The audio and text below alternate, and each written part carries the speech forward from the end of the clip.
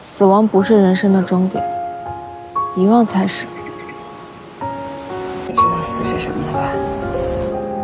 你看这条道儿，看见没？黑黢黢的，一直走到黑，这就是死。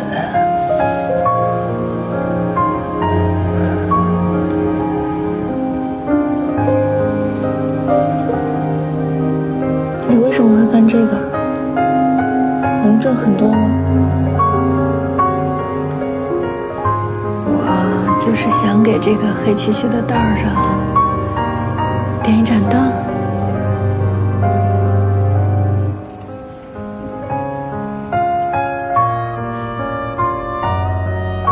好奇怪呀，为什么开心的时候也会哭呢？那就是死亡吗？蛮横到不讲一点道理的死亡。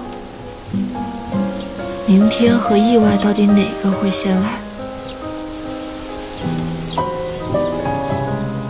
身为普通人的我们，究竟应该要做点什么，才能抵抗面对死亡时的那份巨大的虚空呢？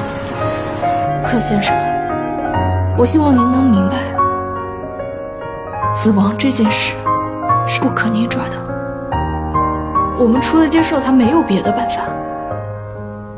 无论多高超的防腐手段，遗体也总会腐烂，但爱不会啊。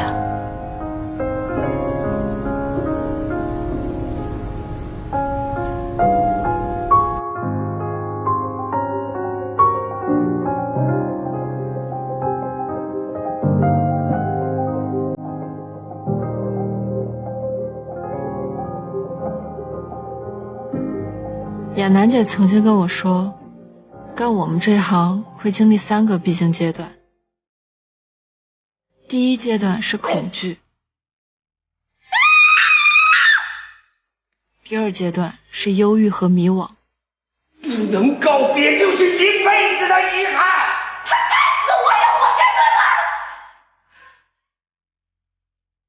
你把东西给我收拾好，以后别有事没事往家跑。第3阶段是自我否定。既然人生的真相就是这样，为什么要让我振作？为什么要让我重新开始？让我把时间浪费在总归要说再见、要结束的人和事上面？我不知道这有什么意义。要怎么做才可以克服这种无意义的感觉？就是做下去，一直做。秦伟，对于死亡这件事儿，我想接受结果，比接受过程容易。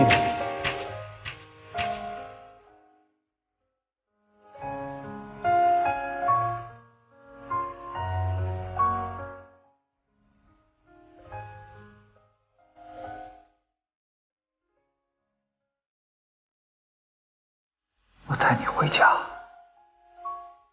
对遗体化妆师来说，往生者才是我们最应该感谢的老师。你用心多少，就能从他们身上学到多少。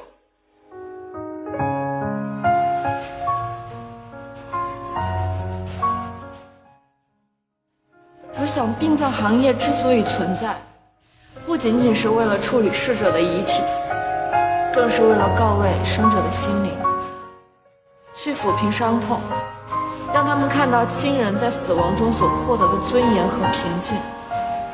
活着是一辈子的事儿，死是一下子的事儿。爸爸再见，我爱你。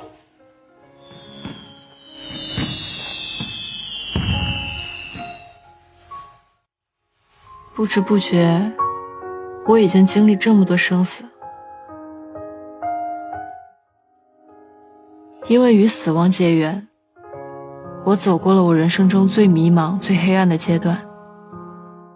人们在我的生命里来来去去，终于让我学会了生活。现在到我去兑现承诺的时候了。